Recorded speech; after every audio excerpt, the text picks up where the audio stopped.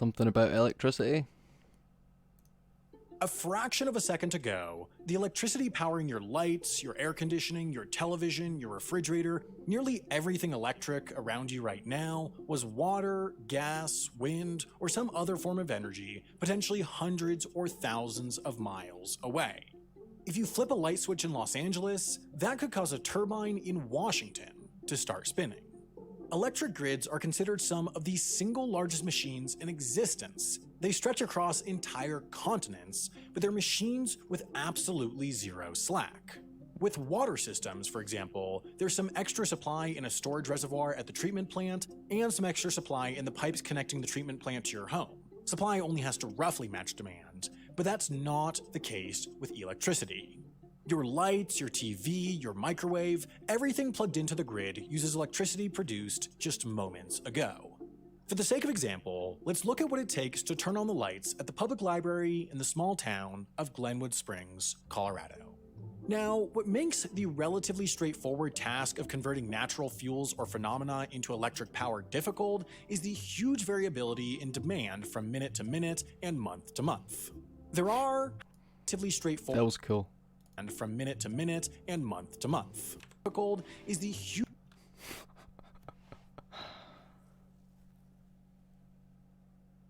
Doesn't that look like a good water slide?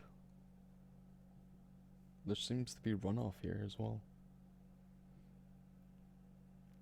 This is cool. huge variability in demand from minute to minute and month to month. There are Massive. Almost doesn't look real. Look how small the cars are. however, some trends. On an annual basis, the peaks correlate to climate. January represents the winter high water mark as many homes and businesses turn on their electric heating, while July typically ranks highest outright as the country battles summer heat with air conditioners. The month-to-month variations are not that significant, though. The difference between the highest and lowest demand months is less than a third. Most of the variability happens Yeah, day and night. That's what I was gonna guess. across a given day. In January, all regions of the US observe a two-peak daily demand trend where electricity use spikes around 7 a.m. as people turn up their thermostats and fire up lights and appliances as they wake up and get ready for the day. Then, demand peaks again when people return from work in the evening and do the same. Meanwhile, in July, energy use is highest in the late afternoon or early evening, but this does depend on the region. For example, in the sweltering Southwest, usage peaks around 4 p.m., around the hottest hour of the afternoon when air conditioners have to work the hardest. In the more temperate Northwest, though, which includes Colorado and that Glenwood Springs Public Library, fewer buildings have air conditioning, so demand peaks around 6 p.m., pulled back by post-work use of appliances, lights, televisions, and more. These trends then get further complicated by holidays and special events. For example, on Super Bowl Sunday in the US, demand plummets for a few hours as people turn off the lights, stop cooking, and gather together at others' homes to Thought it watch would the have went big up for game. a second. This is all to say, when forecasting demand, utilities need to factor in the hour, day, season, location, and plenty more. Now, with whatever demand materializes, utilities then cool. need to essentially instantly match supply. To do this, they layer different energy sources on top of each other. Often, the lowest layer is nuclear power. Nuclear power stations aren't designed to be able to turn off and Are those control rods? Has anyone else watched Chernobyl? That TV series? There's some cool sort of graphics in there. They talk about rods and stuff. on easily. It would take the better part of a day to shut down and start up again, so it's rather impractical to operate these in response to demand. In addition, considering how massively expensive their construction is, it would be economically inefficient to let these stations run idle. Therefore, they'll run nearly continuously for the entirety of their service lives, except for during planned maintenance. This means they provide the most stable supply of electricity 24/7. Colorado no longer operates any nuclear power plants, but it does have 6 of the next layer, coal power stations. Like nuclear, most of these coal plants cannot be fired up quickly as they take some time to get up to temperature, so utilities will also run them essentially continuously. Coal and nuclear combined typically fulfill what's called the baseload. Their continuous production essentially equals the valley of demand. They'll make the minimum amount of power needed at a point in the day. So then, on top of that, utilities need production methods that can fire up and shut down far. This looks big as well. Look at the size of the cars. I'm not well traveled and I stay in a small village and I haven't went that far. I haven't seen things this big. Maybe like in Edinburgh, some of the buildings and castles. Glasgow. Faster. They need to be able to produce the power to operate all those AC units in hot summer afternoons. The bulk of this job is completed by natural gas-fired plants. Of the 25 in Colorado, 13 of these stations generate using a simple cycle combustion turbine. This is the simplest means of turning natural gas into electricity. Much like a jet engine, the fuel is used to turn a turbine, which turns a generator, which produces electricity. I always think these things look cool. All the different fans. There's a cool video of someone dropping like a screw or a penny through a turbine and it bounces forever. It's like, I can't remember the sound it makes, but you should search that. I'll search it sometime. More advanced natural gas power plants recover the hot exhaust to convert it into electricity too, but the startup process for these takes longer, so simple cycle stations are used for applications where speed is key. Most can reach full power within 15 minutes, making them an effective tool to respond to those short peaks in demand. Nuclear, coal, and natural gas are some of the more traditional means of generating electricity. Well, we're out here with the old junker again. We've had to cut the turbine shaft. It's a pretty rare sight. That screw down. Well, that doesn't sound so bad because it came all the way out the front, but you never want to hear that sound. Turbine engines.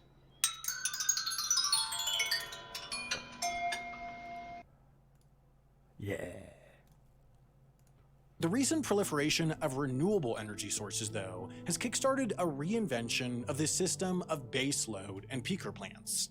That's because when wind and solar generating stations can make power, that power is essentially free, meaning there's essentially no additional variable cost to generate power once the panels or turbines are installed.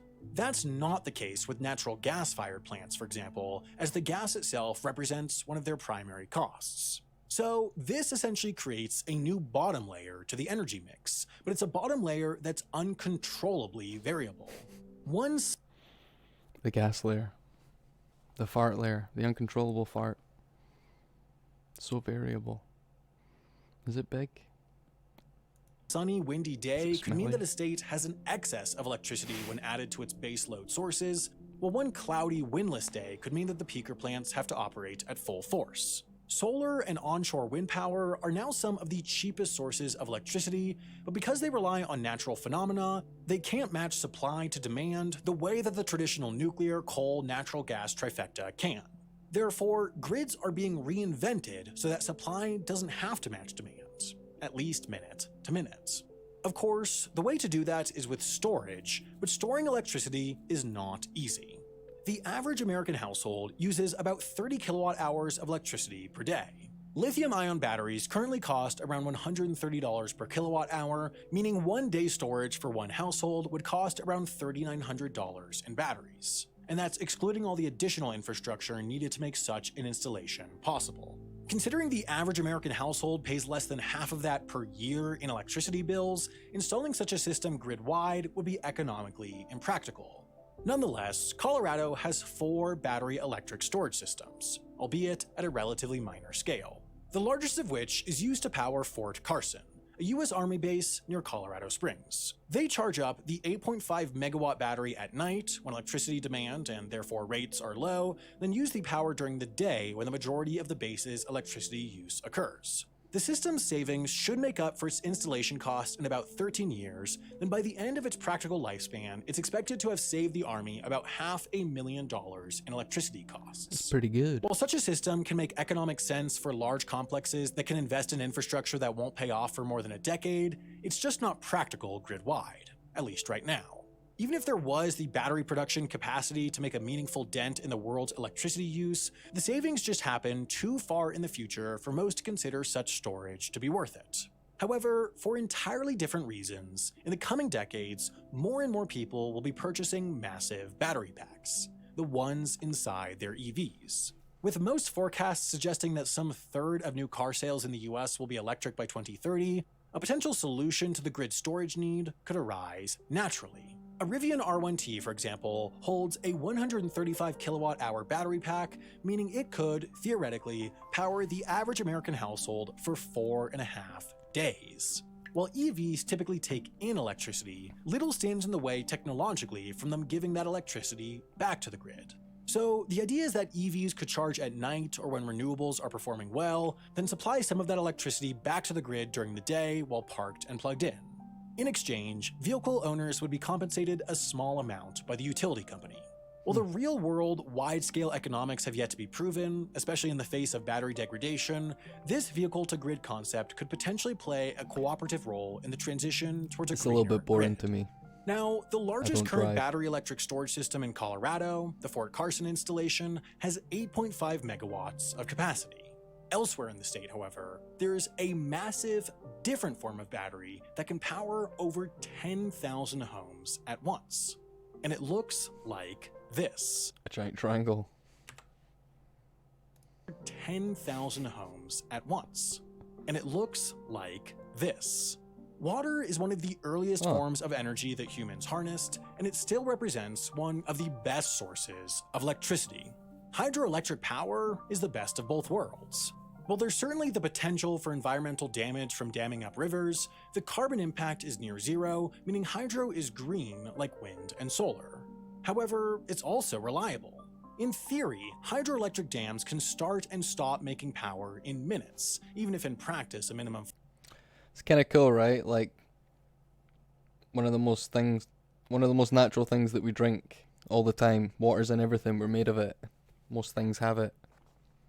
It's also the thing that's gonna maybe be the best type of electricity. This shit. Hydrogen. Oxygen. Flow is typically maintained, so they can operate like those natural gas single-cycle peaker plants responding to demand.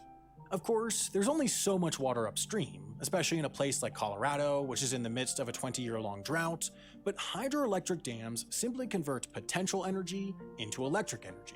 There's no reason why that process can't happen in reverse. That's what happens here, at the Cabin Creek Generating Station. When electricity's cheap, typically at night or when wind and solar are performing at their peak, the facility uses it to pump water to its upper, higher elevation reservoir. Then, when electricity is expensive and in demand, like in the late afternoon, it will start flowing that water through its turbines out into its lower reservoir. It's essentially a form of price arbitrage, but it's one that's already helping smooth out the peaks and valleys of wind and solar power production. Now, no matter how well supply is matched to demand, electricity is of no use to that Glenwood Springs, Colorado library until, of course, it gets there. Many have an image of power plants as something sitting just outside every town and city. While that's how the earliest grids operated, it's hardly the case anymore. Despite dramatic declines in the past decade, some 42% of Colorado's power supply still comes from coal. There's another problem with those big dams. When they break, it's not good. I've seen bad things happen. I don't know what's... Is that problem solved these days? And if there's more of them, do they become like potential threats for terrorism and stuff like that? Especially if like it's relied upon. That means that nearly half of the state's electricity originates from, essentially, just 6 sites, the state's coal power stations. Therefore, the ability to effectively transport electricity over a long distance is essential. Now, what makes long-distance transmission tricky Attenuation. is simple. The further you send electricity, the more you lose along the way. typically through unavoidable conversion to heat.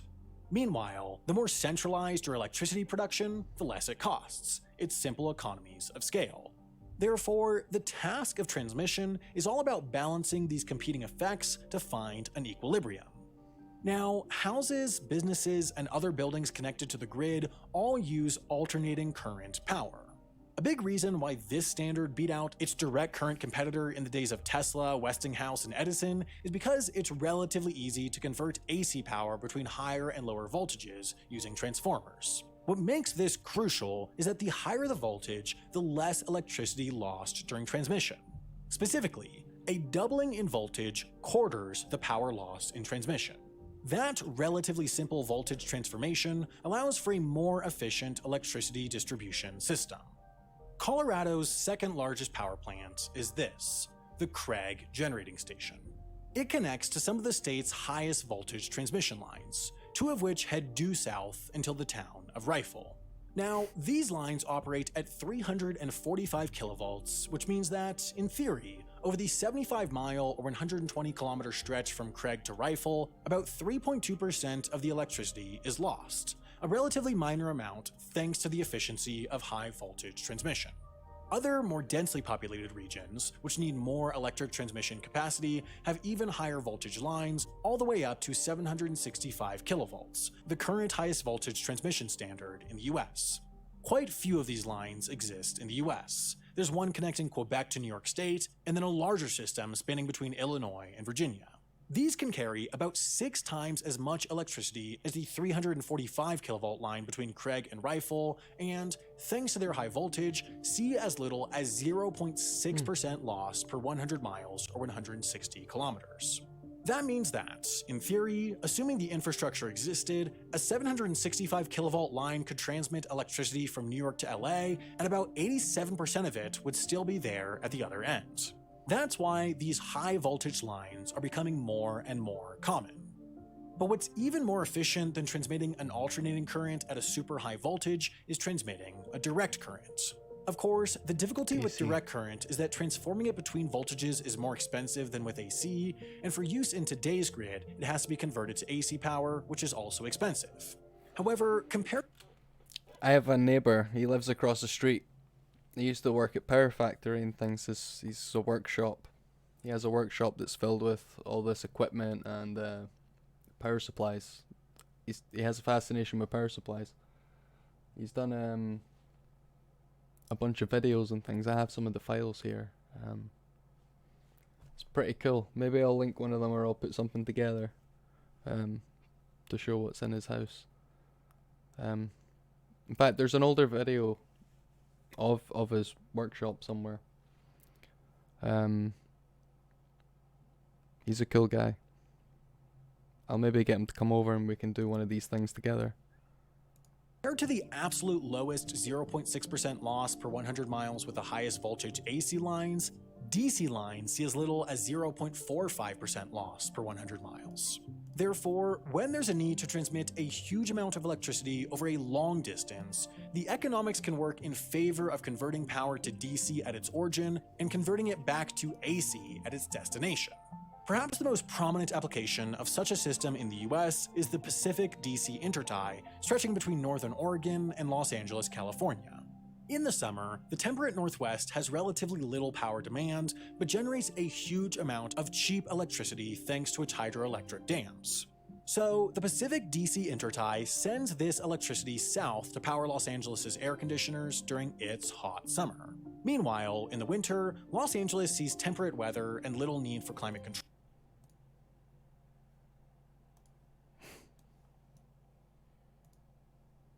This is Neil.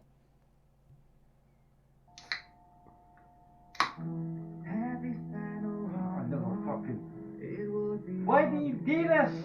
You do that with my fucking other computers, you planes I didn't fucking ask for. Fuck up. Alexa, shut the fuck up. Thank you, she's done something. So it sends its excess electricity north to the Pacific Northwest to power its electric heating. Phenomena like this demonstrate why creating a greener, more efficient grid involves a proliferation of long-distance power transmission infrastructure. It's needed to balance out seasonal trends and to bring power from where it can be produced easily to where it cannot. Back in Colorado, though, its relatively minor 345 kilovolt line from the Craig Power Station eventually enters this more populated area flanking Interstate 70. Here, there are a number of nearby towns that need electricity, but sending 345 kilovolts to each of these would not be efficient. That's simply because the higher the voltage, the higher the construction cost. A 345 kilovolt substation might cost $10.7 million, while a 235 kilovolt one just $7.6. Meanwhile, a 345 kilovolt line costs around $4.5 million per mile to build, while a 230 kilovolt line just $2.8 million.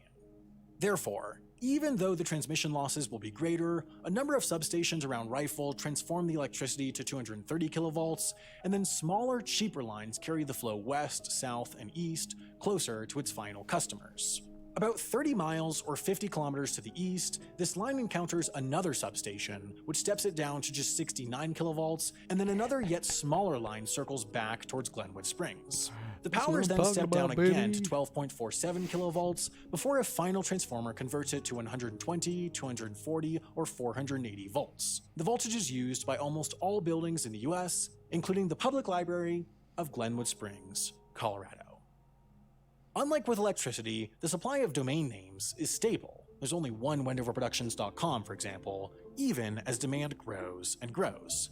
There are now more websites on the internet than ever before, around 2 billion, so if there's even a chance you will want to make one in the future, now is the time to buy your domain before it's gone. Our sponsor, Hover, makes that incredibly easy. Whether you want the domain corresponding to your name, your business, your YouTube channel, or anything else, Hover makes finding it This was a fun video.